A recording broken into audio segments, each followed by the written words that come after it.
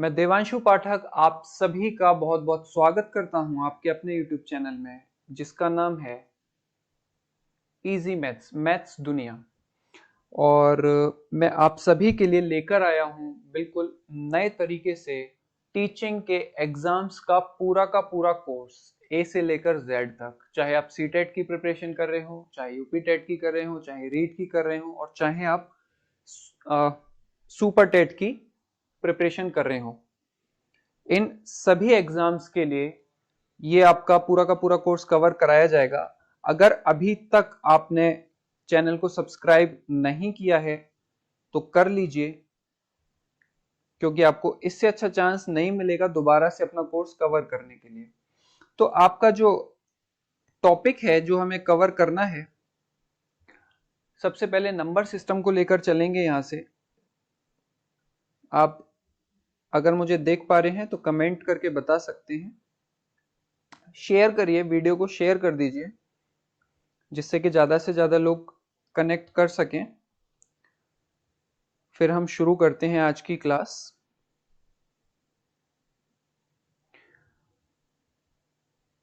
Share कर दीजिए video को।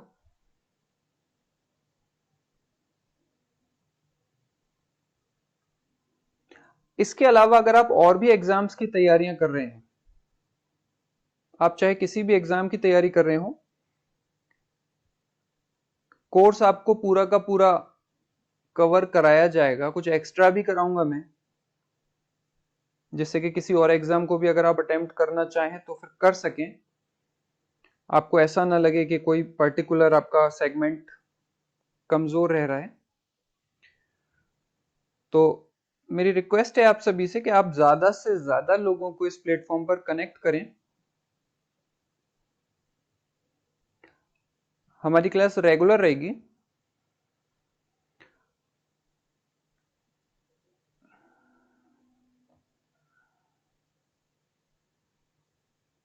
बहुत ही बढ़िया।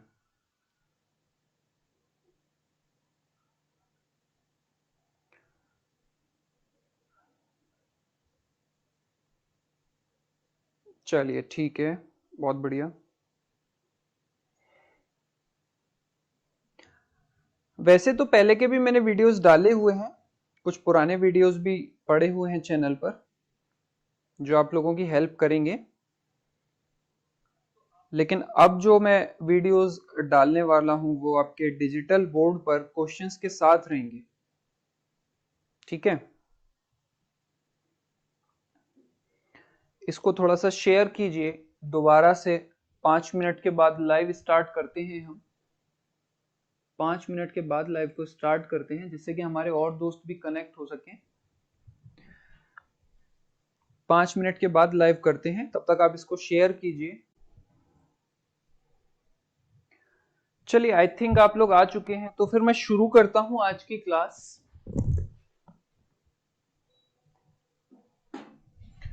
हमारा जो पहला टॉपिक रहेगा वो टॉपिक रहेगा नंबर सिस्टम। नंबर सिस्टम, इसको हिंदी में आप कहते हो संख्या पद्धति।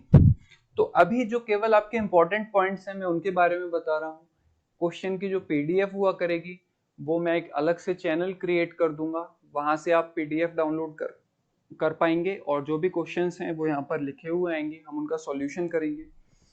तो जितने भी हमारे लोग यहाँ पर नेहा शर्मा जी, हाँ गुड इवनिंग नेहा जी, रानी जी गुड इवनिंग, आप दोनों का स्वागत है। तो नंबर सिस्टम में देखिए, सबसे पहले जो आपका पॉइंट आता है वो आता है संख्याओं के प्रकार। इसमें से क्वेश्चन जरूर आता है, हर साल आता है और हर एग्जाम में आता है। मोस्ट इंपॉर्टेंट चीज है ये। अगर आपने एग्जाम दे रखे हैं पहले तो आपको ये जरूर पता होगा कि कितना इंपॉर्टेंट टॉपिक है संख्याओं के प्रकार। हमारा क्लास का टाइम यही रहेगा 9 से 10 का, जिससे कि सब लोग फ्री हो जाएं। सुबह दिन में ऑफिशियल वर्क होते हैं 10 से लेके 4 बजे तक, 5 बजे तक। शाम को डॉक्टर बैठने शुरू हो जाते हैं, तो कभी डॉक्टर के अपॉइंटमेंट निकल के आ जाते हैं, मंदिर जाना होता है, पता नहीं क्या क्या करना होता है। तो 9 से 10 का टाइम ऐसा है जिसमें आप 9 से पहले भी फ्री हो सकते हो, 10 के बाद भी काम टाल सकते हैं। तो हमारा जो टाइम फिक्स रहेगा वो 9 से 10 का रहेगा। इस टाइम को अपने फ्री कर लीजिए, रेगुलर क्लास रहेगी और आपको बहुत अच्छे तरीके से पूरा का पूरा टॉपिक मैं कंप्लीट करवाऊंगा। तो संख्याओं के प्रकार में देखते हैं जरा क्या क्या प्रकार हैं इनके और क्या क्वेश्चन बनता है। जो सबसे पहला टाइप आपका आता है, वीडियो क्लियर दिख रही है, आवाज क्लियर आ रही है, आप लोग सुन पा रहे हैं, कोई समस्या तो नहीं है, मुझे कमेंट करके बता दीजिएगा, ठीक है। 480 पिक्सल पर चल रहा है मेरे फोन में, वीडियो ठीक चल रही है, सब कुछ सही चल रहा है, तो मैं ऐसा मान रहा हूं कि आप लोग देख पा रहे हैं। तो सबसे पहले जो आपके आते हैं इसमें पहली हेडिंग है प्राकृत संख्याएं। प्राकृत संख्याएं, इनको आप इंग्लिश में कहते हो नेचुरल नंबर्स। इनको आप इंग्लिश में कहते हो नेचुरल नंबर्स। अगर आपके फ्रेंड्स वगैरह साथ में हैं कनेक्टेड तो उनको अभी ये वीडियो शेयर कर दीजिए। हाँ नेहा जी ऑल क्लियर है। सोनिया जी गुड इवनिंग, स्वागत है आपका। अगर आप लोगों के फ्रेंड्स वगैरह हैं, बिल्कुल रानी जी क्लियर है, बहुत बढ़िया। तो इसका जो अभी लिंक है वीडियो का, इसको शेयर कर दीजिए जिससे आपके और भी दोस्त कनेक्ट हो सकेंगे। कोर्स की कोई फीस नहीं है, पेड कोर्स नहीं रखा है मैंने। एग्जाम्स पास में है, उसके दो रीजन है। पहला रीजन तो ये है क्योंकि लॉकडाउन में मैं भी जानता हूँ कि सबके साथ में काफी ज्यादा फाइनेंशियल प्रॉब्लम्स आई हैं, और बस मेरा इसमें फायदा क्या है, मेरा फायदा ये है मेरा चैनल मोनेटाइज हो जाएगा यूट्यूब का, तो मेरी उससे कुछ इनकम बन जाएगी, बस मेरा इतना उसमें फायदा है। लेकिन इसके अलावा आपका फायदा क्या है, आपका फायदा ये है कि आपको पूरा का पूरा मैथ पढ़ने को मिल जाएगा। मैं शीट्स भी अवेलेबल करवाऊंगा आपको अलग से, टेलीग्राम पे चैनल बना लेंगे हम, और आपका पूरा का पूरा कोर्स फ्री में कवर हो जाएगा, आपको इधर उधर भागने की जरूरत नहीं है।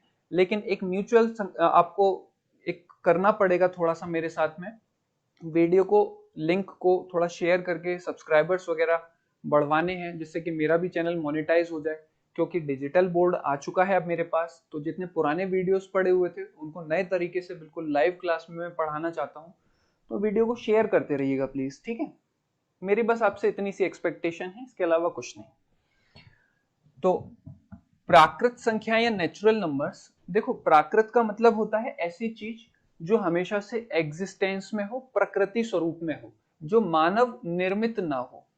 तो जो काउंटिंग होती है 1 2 3 4 5 6, ये जब हम लोग जंगलों में रहा करते थे तब भी एग्जिस्ट करती थी, तब भी इंसान काउंटिंग जानता था, लेकिन कॉमन सेंस के रूप में जानता था।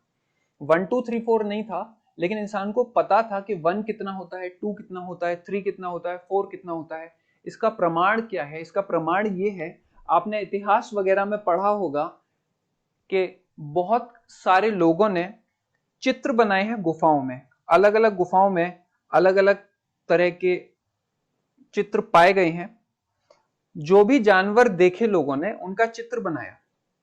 अगर किसी जानवर के 4 पैर थे तो उन्होंने 4 पैरों का चित्र बनाया है। अगर किसी का एक सींग था तो एक सींग का चित्र बनाया है, एक पूंछ थी तो एक पूंछ का चित्र बनाया है। इसका मतलब यह है उन्हें इतना कॉमन सेंस तो था कि 4 कितने होते हैं, एक कितने होते हैं, वो देखकर उसको समझ पा रहे थे। अब यहां पर क्या हुआ, धीरे धीरे जैसे जैसे भाषा का विकास हुआ वैसे ही गणित का विकास भी भाषा के तौर पर ही हुआ। अलग अलग सभ्यताओं में अलग अलग तरह से मैथ को जाना जाता था। जैसे कि रोमन मैथ अलग तरह का होता था, रोमन काउंटिंग कुछ इस तरह की चलती थी, 1 2 3, आपने स्कूल्स में देखा होगा इस तरह से काउंटिंग की जाती है। ये रोमन काउंटिंग है। जो इंडियन काउंटिंग है वो कुछ इस तरह की है, इस तरह की है प्रेजेंट में, इस तरह की है प्रेजेंट में है, लेकिन पर हमेशा से ये इस स्वरूप में नहीं थी। अच्छा एक बात का प्लीज ध्यान रखिएगा, चलिए खैर बाद में बताऊंगा। इंडियन काउंटिंग थी ये, अगर इसको आपने कभी देखा है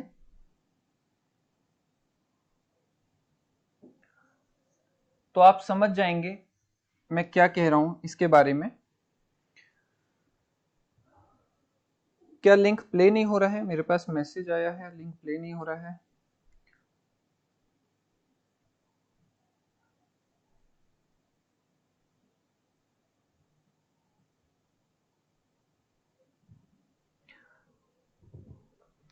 हुआ क्या, जैसे जैसे सभ्यताएं आपस में मिलती गईं, एक दूसरे की भाषा को समझा लोगों ने, भाषा के साथ एक दूसरे के मैथमेटिक्स को समझा। चाइना में कुछ अलग काउंटिंग चलती थी। जब आपस में एक दूसरे को समझना शुरू किया तो ये पता चला कि जो इंडिया का सिस्टम था वो सबसे बेस्ट था, क्योंकि इसमें बहुत ज्यादा क्लैरिटी थी और बहुत ज्यादा आसान था। कैसे था? प्लस, माइनस, मल्टीप्लिकेशन, डिवीजन, ये सब बहुत आसानी से हो जाता था। साक्षी जी हेलो, कर गया ना प्ले?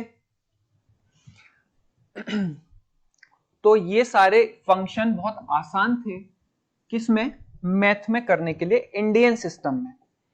अब अंग्रेजों ने आधी से ज्यादा दुनिया पर अपना प्रभुत्व स्थापित कर लिया था और अंग्रेजों को भी एक अच्छे सिस्टम की जरूरत थी जिससे वो अपना व्यापार कर सकें, जिससे अपना ज्यादा सिस्टम को एडवांस कर सकें। तो उन्होंने इंडियन सिस्टम को ही एक्सेप्ट कर लिया, लेकिन इसका स्वरूप बदल दिया।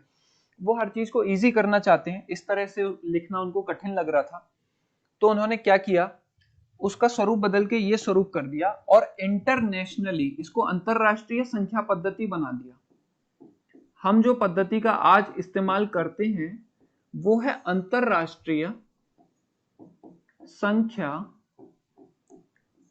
पद्धति, वो है अंतरराष्ट्रीय संख्या पद्धति। इसको नाम दिया गया दशमलव संख्या पद्धति। एग्जाम में क्वेश्चन आता है इसके ऊपर, कौन सी संख्या पद्धति अंतरराष्ट्रीय संख्या पद्धति है, तो उसका आंसर आप क्या लगाएंगे? दशमलव संख्या पद्धति। सुप्रिया जी स्वागत है आपका भी, गुड इवनिंग। अच्छा लगा आप लोगों को इतने दिन बाद दोबारा से देखकर, बहुत खुशी हुई। उम्मीद करता हूं सब कुछ अच्छा चल रहा है आप लोगों के जीवन में। तो ये जो नंबर सिस्टम बना, ये कैसा बना? अंतरराष्ट्रीय संख्या पद्धति, दशमलव संख्या पद्धति है इसका आंसर। ये आपके एग्जाम में क्वेश्चन आता है। तो मैं बात कर रहा था प्राकृत संख्याओं की, तो प्राकृतिक तौर पर जो संख्याएं बनी वो इसी में से बनाई गई, 1 2 3 4 अंतरराष्ट्रीय संख्या पद्धति से। तो क्या बनाई गई, मैं आपको करके दिखाता हूं। इसके आगे क्या बनाई गई वो दिखाता हूं। 1 2 3 4 5 6 7 कहां तक? इंफिनिटी तक। 1 से लेके इंफिनिटी तक ये जो नंबर्स आते हैं ये किस में आते हैं? ये प्राकृत संख्याओं में आते हैं। ठीक है, बस आपको इसमें इतना सा याद रखना है। इसके बाद जो नेक्स्ट चीज है, इसके बाद जो नेक्स्ट चीज है, मुझे लगता है शायद कैमरे के लेंस में हल्का सा कुछ प्रॉब्लम है, पर क्लियर दिख रहा है, पर फिर भी क्लियर दिख रहा है। इसको मैं बाद में ठीक कर लूंगा। इसके बाद आती है आपकी, पहले हमने पढ़ी प्राकृत, अब आती हैं पूर्ण संख्याएं। इनको होल नंबर्स भी कहते हैं।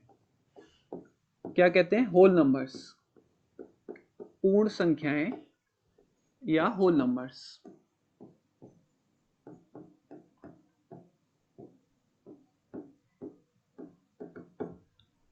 अब हुआ क्या, जब पूरा सिस्टम चल रहा था मैथमेटिक्स का,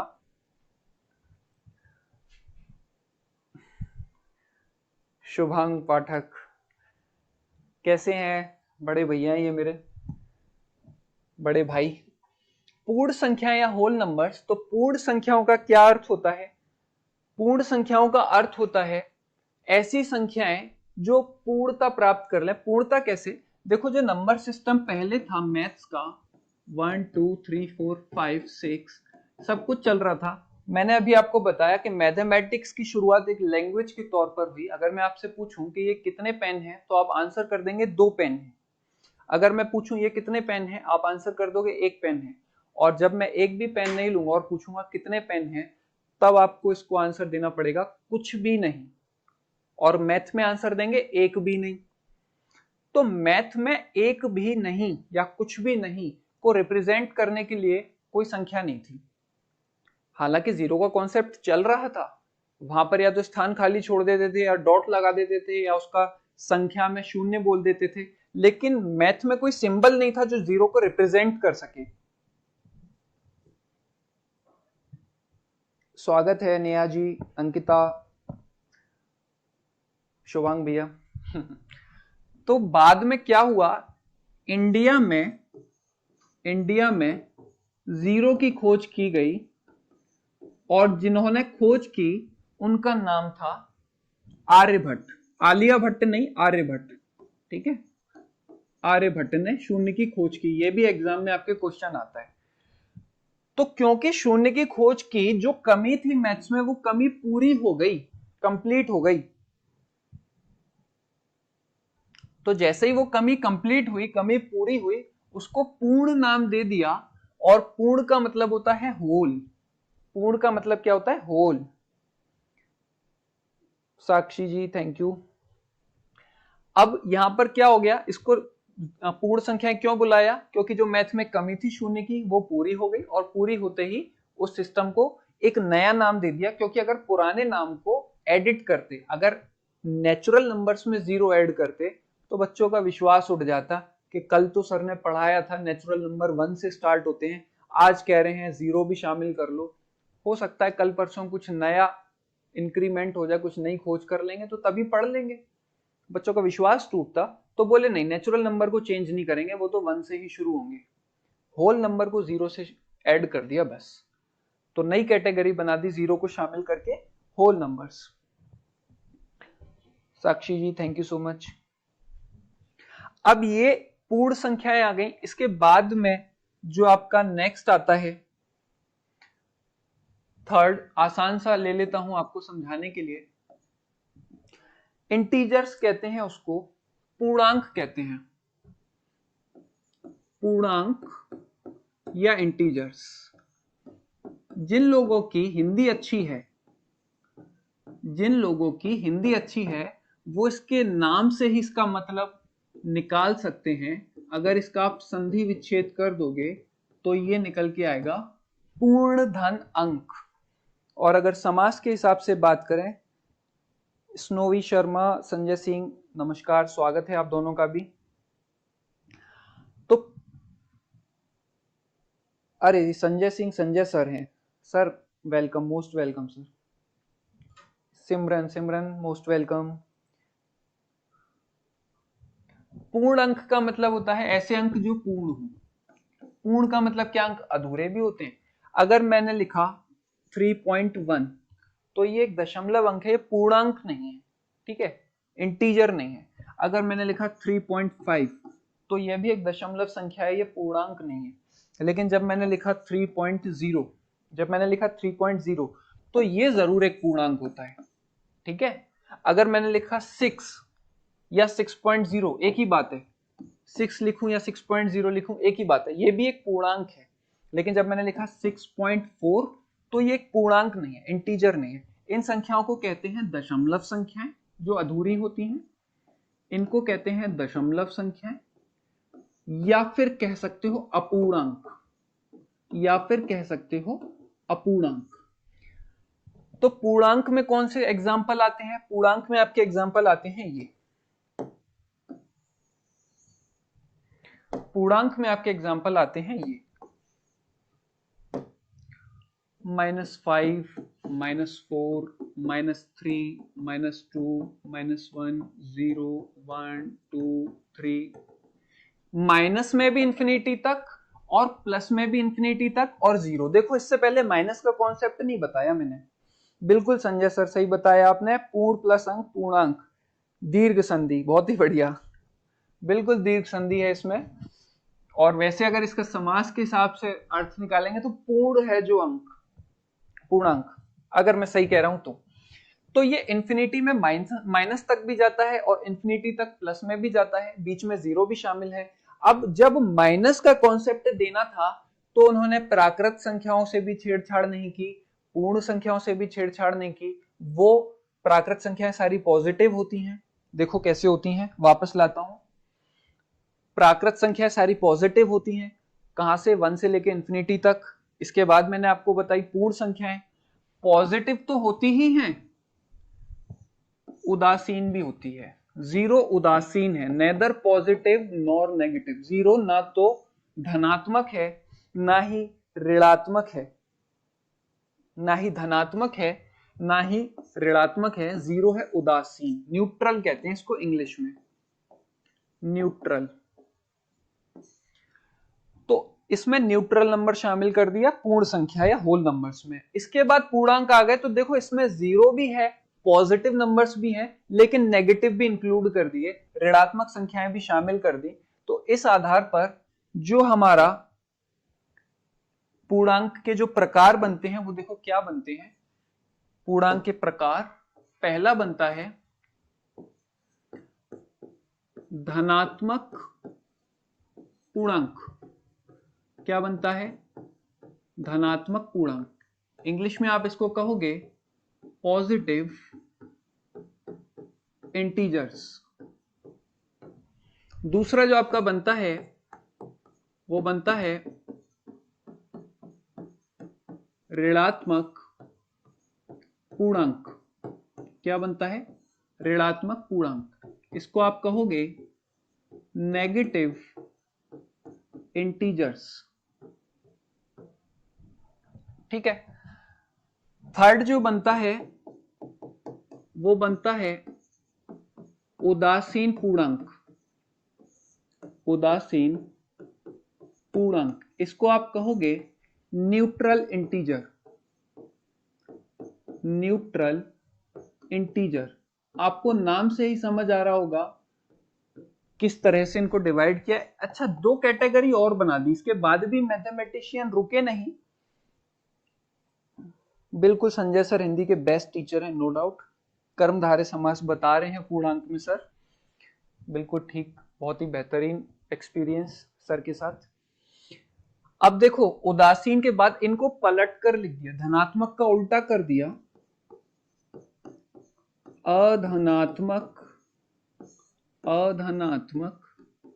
पूर्णांक। इसको आप कह सकते हो non positive integers. Non positive integers.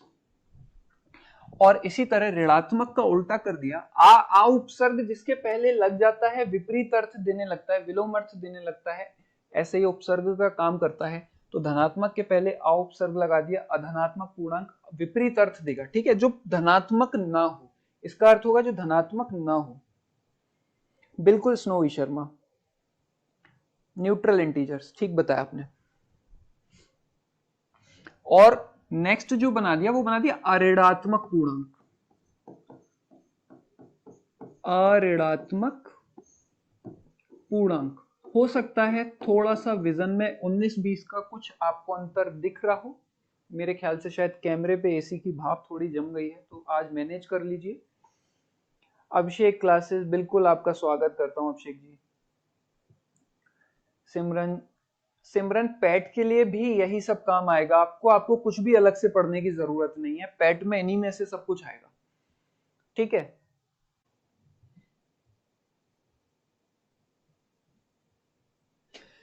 Connectivity दोबारा से आ चुकी है।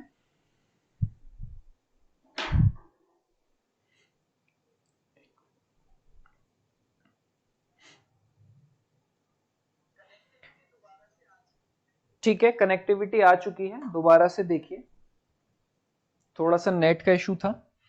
हाँ, तो मैंने आपको बताया धनात्मक पूर्णांक कौन से होते हैं फर्स्ट नंबर के, ये सारे पॉजिटिव जो इंटीजर्स होते हैं 1 2 3 4। हाँ, अब आ रही है, अब आवाज आ रही होगी स्नोवी शर्मा, अब आ रही होगी। तो ये सारे पॉजिटिव नंबर्स हैं 1 2 3 4, कहां तक? इंफिनिटी तक। सेकंड कौन सा है? ऋणात्मक पूर्णांक है। ऋणात्मक पूर्णांक में नेगेटिव इंटीजर्स में क्या क्या आते हैं? माइनस के सारे इंटीजर लिख लो, 1 2 3 4, ये सब माइनस में हो जाएंगे। थर्ड है आपका उदासीन पूर्णांक, इसमें सिर्फ और सिर्फ एक ही नंबर आता है, वो एक नंबर क्या है? 0। वो एक नंबर क्या है? 0। अब तो सबको आ रही है ना आवाज? वीडियो क्लियर दिख रहा है ना? कमेंट करके बताइएगा, मेरे पास चल रहा है बिल्कुल क्लियर। फोर्थ क्या है? अधनात्मक पूर्णांक। देखो अधनात्मक पूर्णांक का मतलब है जो धनात्मक ना हो, जो धनात्मक ना हो। बिल्कुल स्नोई शर्मा, 0 ठीक बताया आपने, जो धनात्मक ना हो। अब जो धनात्मक नहीं होगा वो देखो क्या होगा, नेगेटिव होगा। एक तो इनमें से कोई भी धनात्मक नहीं है, ये सारे नेगेटिव हैं। लेकिन इसके साथ ही एक और नंबर है जो धनात्मक नहीं है, वो कौन सा है, 0। एक नंबर और है जो धनात्मक नहीं है, वो कौन सा है, 0। तो अधनात्मक जो हमारी फोर्थ कैटेगरी थी, अधनात्मक पूर्णांक, उस फोर्थ कैटेगरी में देखो 0 भी आएगा और सारे नेगेटिव नंबर्स भी आएंगे। इंपॉर्टेंट चीज है याद रखने की, एग्जाम में हो सकता है एग्जामिनर इस पॉइंट पर आपको घुमा दे, ट्रू फॉल्स करके इसके क्वेश्चन बना दिए जाते हैं और आपको कंफ्यूजन करने के लिए 4 पॉइंट्स दे दिए जाते हैं घुमा फिरा के। चलिए, सबको बहुत बढ़िया आवाज आ रही है। और जो फिफ्थ हमारी कैटेगरी है वो है अऋणात्मक पूर्णांक। अऋणात्मक का मतलब है जो ऋणात्मक न हो। अऋणात्मक पूर्णांक क्या होता है, जो ऋणात्मक न हो। नेहा शर्मा 0, बिल्कुल ठीक है, 0 भी ऐड होगा। अब जो ऋणात्मक न हो, इसका मतलब जो पॉजिटिव वाले हैं वो तो आएंगे ही इसमें, जो पॉजिटिव वाले हैं वो तो आएंगे ही इसमें। साथ ही कौन सा आएगा, एक और नंबर है जो ऋणात्मक नहीं है, वो है 0। बिल्कुल नेहा जी, 0 1 2 बिल्कुल ठीक बताया आपने, बहुत ही बढ़िया, अच्छी तैयारी आप लोगों की। स्नोई शर्मा, नेहा शर्मा, बहुत ही अच्छा। तो ये हो गए आपके चारों पॉइंट्स। तो अधनात्मक का मतलब आपको मैंने बता दिया, जो धनात्मक ना हो, ये सारे नंबर्स हो गए। अऋणात्मक का मैंने आपको मतलब बता दिया, जो ऋणात्मक ना हो, ये सारे नंबर्स हो गए। इसी के साथ ये पांचों कैटेगरी आपकी यहां पर कवर हो गई हैं। किसके बारे में, इंटीजर्स के बारे में, पूर्णांक के इंटीजर्स। तो हमने क्या क्या पढ़ा अभी तक, हमने सबसे पहले नंबर सिस्टम का संख्याओं के प्रकार शुरू किया है, जिसमें पहला पॉइंट था प्राकृत संख्याएं, जिसमें ऐसे नंबर जो कॉमन सेंस से हमें पहले से आते हैं। नेहा जी कोई बात नहीं, मोस्ट वेलकम। प्राकृत संख्याओं में 1 2 3 4 5 6 कहां तक, इंफिनिटी तक आएगा। सेकंड चीज हमने क्या सीखी, ये अंतरराष्ट्रीय संख्या पद्धति कौन सी है हमारी, ये वाले नंबर्स कहलाते हैं, इनको क्या कहते हैं, दशमलव संख्या पद्धति। ये क्वेश्चन एग्जाम में आता है आपके, दशमलव संख्या पद्धति का। सेकंड चीज हमने, थर्ड चीज क्या सीखी, पूर्ण संख्याओं में 0 ऐड हो जाता है और 1 2 3 4 इंफिनिटी तक जाता है। नेहा जी कह रहे हैं स्नोई मेरी यंगर सिस्टर है, अच्छा ये बात है, ठीक है जी, समझ गए। अब क्या होगा, ये सारी पूर्ण संख्याएं हो जाएंगी। शून्य की खोज किसने की थी, आर्यभट्ट ने, एग्जाम में क्वेश्चन आता है। 0 उदासीन है, ना तो पॉजिटिव है ना ही नेगेटिव है। 0 ना तो पॉजिटिव है ना ही नेगेटिव है, उदासीन या न्यूट्रल पूर्णांक है। अब इंटीजर करके एक अलग कैटेगरी बना दी गई, जिसमें नेगेटिव सारे इंटीजर शामिल हैं, पॉजिटिव सारे इंटीजर शामिल हैं और न्यूट्रल इसका मतलब 0 भी शामिल है। इसको कितनी कैटेगरी में बांटा है, 5 कैटेगरी में बांटा है, धनात्मक पूर्णांक, ऋणात्मक पूर्णांक, उदासीन पूर्णांक, अधनात्मक पूर्णांक और अऋणात्मक पूर्णांक। तो धनात्मक पूर्णांक में मैंने आपको बताया 1 2 3 4 इंफिनिटी तक आता है। ऋणात्मक पूर्णांक में मैंने आपको बताया माइनस के सारे, -1 -2 -3 ये सारी वैल्यूज आ जाएंगी। उदासीन पूर्णांक या न्यूट्रल इंटीजर, ये 0 होता है, केवल 0 के अलावा कोई और नहीं होता है, ध्यान रखिएगा, अकेला ऐसा है। और फोर्थ पॉइंट अधनात्मक पूर्णांक, जो धनात्मक ना हो। अधनात्मक का मतलब जो धनात्मक ना हो, तो सारे नेगेटिव भी आ जाएंगे और न्यूट्रल वाला भी आ जाएगा। और फिफ्थ पॉइंट मैंने आपको बताया अऋणात्मक पूर्णांक, जो ऋणात्मक ना हो, तो ऋणात्मक ना हो इसका मतलब सारे पॉजिटिव भी आ जाएंगे और न्यूट्रल वाला भी आ जाएगा। ठीक है, तो इतना आज मैंने आपको समझाया, 3 पॉइंट समझाए हैं। ठीक है, इसके बाद जो नया वाला शुरू करेंगे हम, आज मैं ज्यादा लंबा सेशन नहीं रखूंगा क्योंकि ज्यादा लोग आज कनेक्ट नहीं हो पाए हैं, पहली क्लास है और उतना ज्यादा अभी आज नहीं हम रिस्पॉन्स कलेक्ट कर पाए हैं। तो नया जो इसी में जो नया टाइप शुरू करेंगे, इसी के आगे का, वो हम कल शुरू करेंगे। 9 to 10 का टाइम रहेगा। आप लोग मुझे मैं आपको चैनल बना दूंगा एक, उसका टेलीग्राम का एक चैनल बना दूंगा, उस पर आप सब लोग ऐड हो जाइएगा, लिंक भेज दूंगा। तो जो भी आपके मैथ से रिलेटेड जो भी हमारा डिस्कशन हुआ करेगा उस पर हो जाया करेगा। तो आज की क्लास में फिर हम इतना ही रखेंगे। और हाँ, इसको जो हमारा लिंक है, वीडियो है, इसको शेयर कीजिएगा, ज़्यादा से ज़्यादा लोगों को कलेक्ट करना है हमें, जिससे कि हम लोग और थोड़ा कंपटीशन में थोड़ा अच्छे से सबको लेकर चल सके। क्योंकि हमारे बहुत सारे स्टूडेंट्स मेरे ऐसे हैं जिनका मेरे पास कांटेक्ट नहीं है, जिनको मैं नहीं लिंक डायरेक्ट भेज सकता हूँ। तो ठीक है, God bless all of you. आज की क्लास में हम इतना ही रखेंगे। जो लेट आए हैं वो इसको दोबारा से रिपीट करके देख लीजिएगा। Okay, thank you so much, good night, take care.